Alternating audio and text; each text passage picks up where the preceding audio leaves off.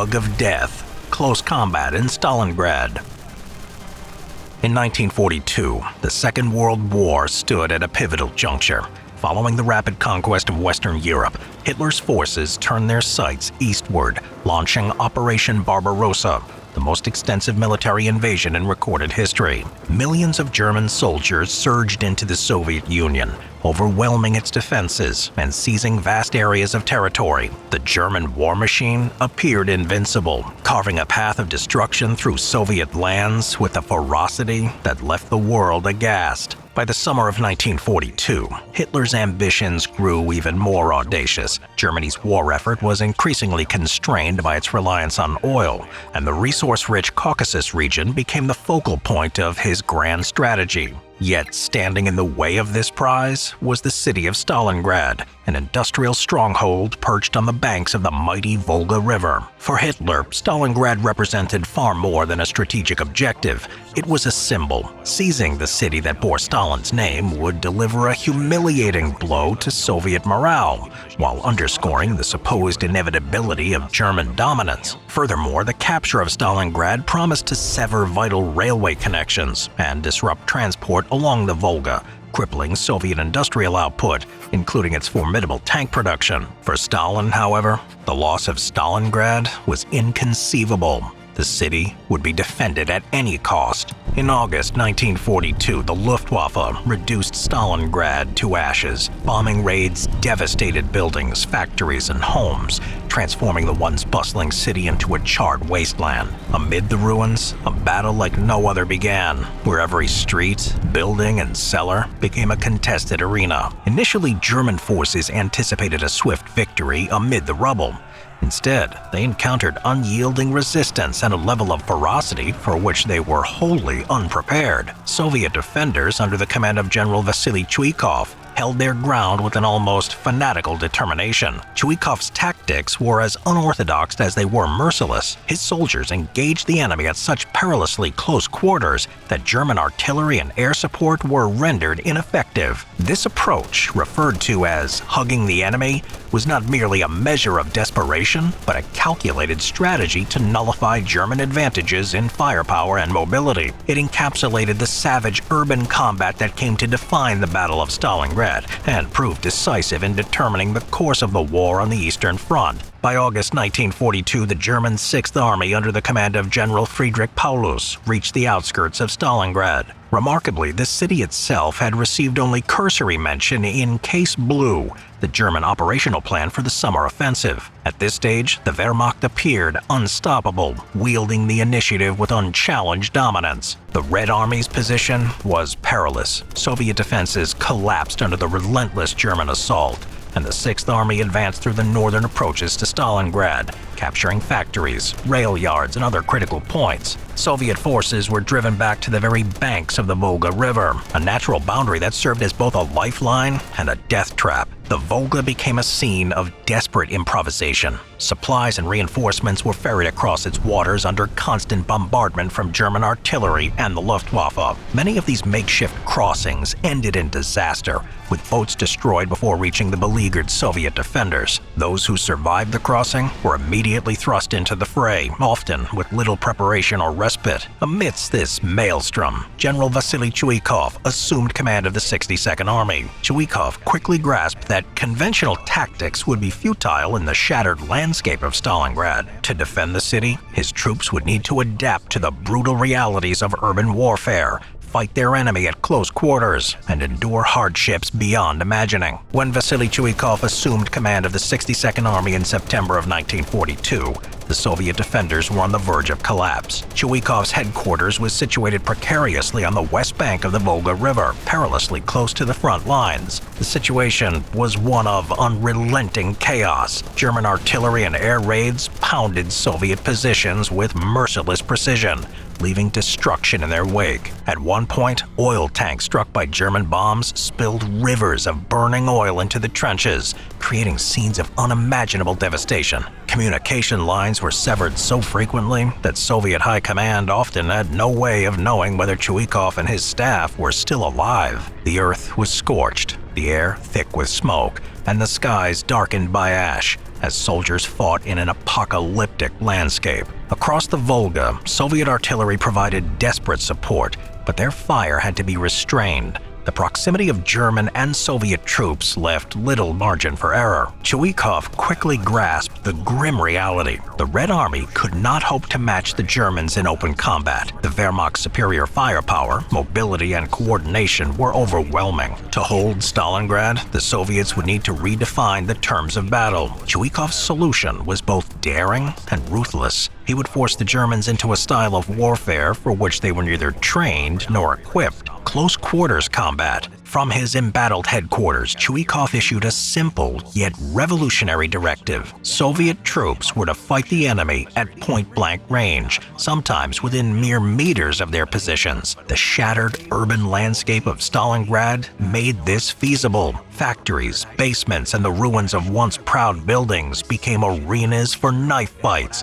grenade skirmishes, and brutal hand-to-hand combat. The Germans, unaccustomed to such unrelenting and intimate conflict, referred to this urban nightmare as Rattenkrieg, or the War of Rats. For the Soviet defenders, the ruins of Stalingrad became a fortress. Every pile of rubble was transformed into a defensive position, every corner a potential ambush. German soldiers found themselves attacked from unexpected angles, from behind walls, beneath floorboards, or amidst the wreckage of factories. This method of warfare gave rise to what Chuikov termed hugging the enemy, a tactic that not only negated German superiority in tanks, artillery, and air support, but also inflicted a psychological toll on the invaders. It was a brutal yet effective strategy, one that would come to define the battle for Stalingrad and play a crucial role in shifting the momentum of the Eastern Front. The hugging the enemy tactic emerged from sheer necessity. At its heart, it was a strategy of proximity, reducing the distance between opposing forces to mere meters or even less. In conventional warfare, the spacing between combatants, dictated by trenches, artillery barrages, and open terrain, typically ranged from 100 to 200 meters, enabling commanders to coordinate long-range firepower effectively. But the urban chaos of Stalingrad dismantled these norms entirely. Streets choked with debris, crumbling buildings, and labyrinthine underground passages transformed the battlefield into a fragmented and intimate arena where conventional tactics faltered. By closing the gap, Soviet troops achieved three critical objectives. 1. Nullifying fire support.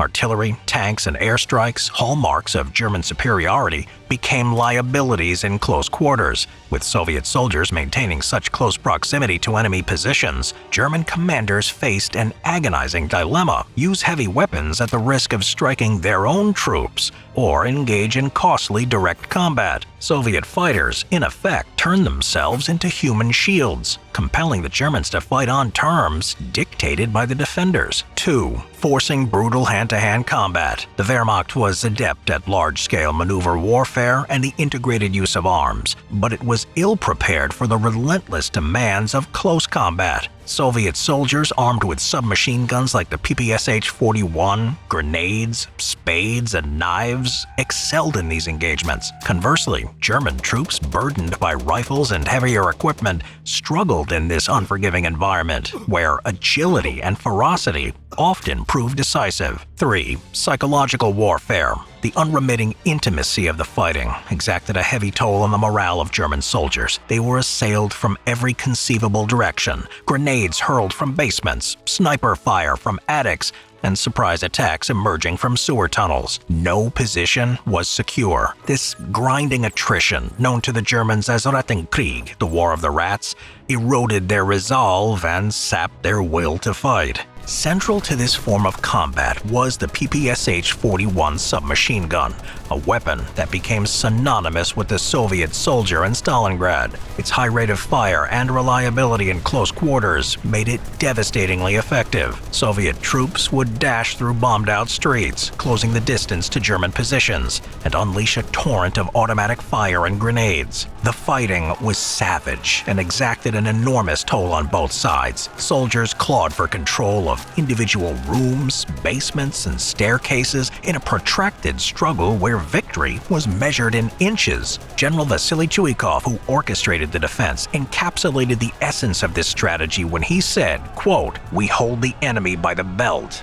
This way, they cannot destroy us with their artillery or aircraft." End quote. The tactic demanded extraordinary courage and ruthlessness from Soviet soldiers. It wasn't a battle of precision or conventional strategy. It was a battle for survival. By hugging the Germans, the Red Army turned the ruins of Stalingrad into an equalizing force. The Wehrmacht's technological and operational advantages were neutralized amid the rubble, while the indomitable will of the Soviet defenders began to shift the tide of the battle. The brutal reality of hugging the enemy played out relentlessly across Stalingrad, transforming entire districts, buildings, and even the sewers into deadly battlegrounds. This was not merely warfare. It was survival distilled into its most raw and visceral form.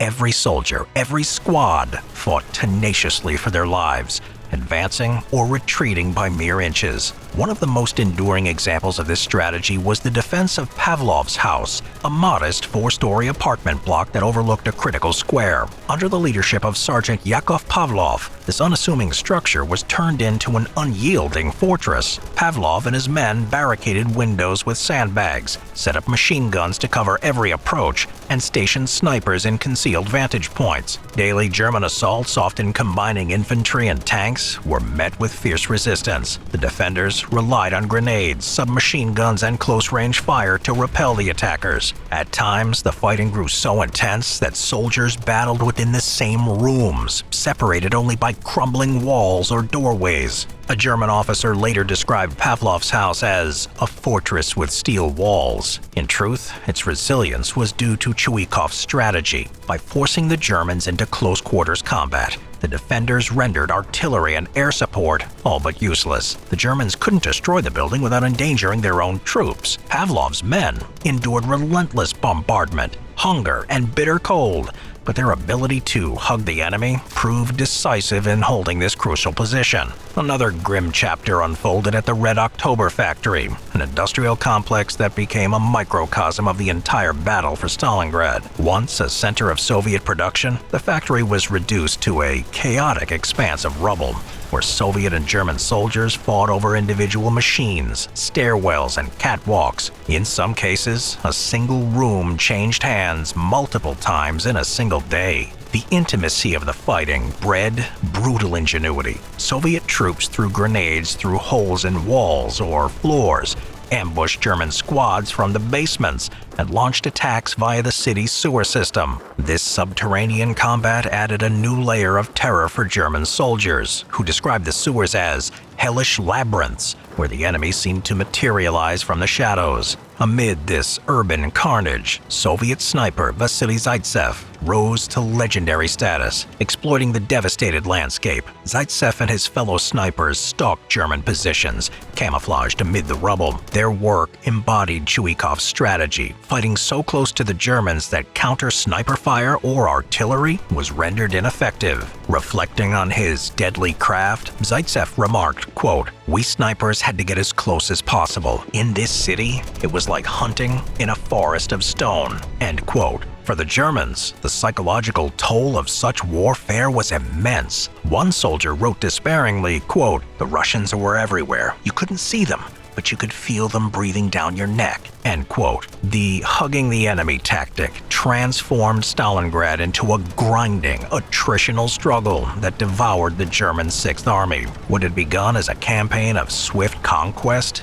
devolved into a nightmarish quagmire. The ruins of Stalingrad negated the Wehrmacht's firepower and technological edge, forcing the Germans into the very type of warfare they were least equipped to fight. More than a tactic, hugging the enemy became a declaration of defiance. For every inch of ground, Soviet soldiers sent a message to their adversaries: "We will fight you wherever you are, no matter the cost." The hugging the enemy tactic wasn't just a desperate measure in Stalingrad. It revealed a truth about warfare that still applies today. Sometimes close combat can neutralize even the most advanced firepower. In modern conflicts, technology dominates the battlefield. Drones, precision airstrikes, and artillery allow armies to destroy enemies from miles away. However, hugging the enemy remains relevant, especially in urban warfare, where combatants fight for control of cities and buildings. For example, in the Vietnam War, the Viet Cong often engaged American forces at extremely close range,